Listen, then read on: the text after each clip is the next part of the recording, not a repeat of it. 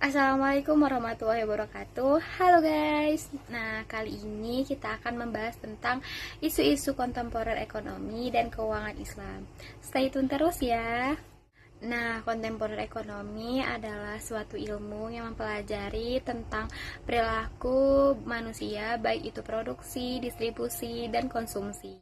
Nah, yang kedua, model dan metode pengentasan masalah perburuan. Perburuan adalah aktivitas yang berhubungan dengan pekerja atau buruh dengan pemilik pekerjaan atau pengusaha. Setiap buruh itu memiliki haknya. Yang pertama itu keselamatan kerja, yang kedua moral dan kesusilaan, dan yang ketiga perilaku yang sesuai. Nah, yang ketiga itu upaya pengentasan kemiskinan. Yang pertama itu rekonstruksi teknologi kemiskinan, yang kedua memberantas kemiskinan, yang ketiga meningkatkan etos kerja.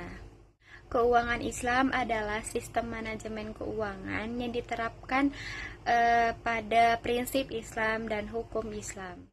Investasi asing dalam perspektif Islam adalah penanaman modal yang dilakukan oleh investor, baik itu asing maupun domestik. Etika profesi akuntansi dalam perspektif Islam, yang pertama itu dapat dipercaya, yang kedua legitimasi, yang ketiga itu perilaku yang didorong keimanan. Baik, itu saja yang dapat saya sampaikan. Mohon maaf jika ilmu saya yang saya sampaikan itu kurang. Kepada Allah saya mohon ampun. Wabillahi taufiq walhidayah. Assalamualaikum warahmatullahi wabarakatuh. See you guys. Assalamualaikum warahmatullahi wabarakatuh. Halo guys, kembali lagi di channel Enya. Nah, kali ini akan membahas tentang ekonomi moneter Islam ke depan. Stay tune to posisi ekonomi moneter dalam ilmu ekonomi.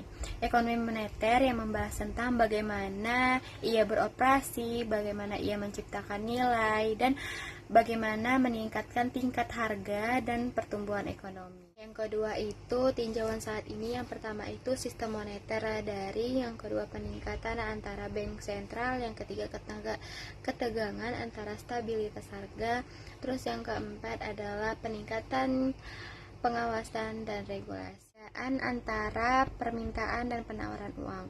Permintaan harus ada penjual dan pembeli, yang dimana jumlah uang yang dibayarkan oleh pembeli harus sama dengan uang yang dibayarkan kepada penjual. Sedangkan penawaran adalah jumlah uang yang harus tersedia dalam suatu perekonomian.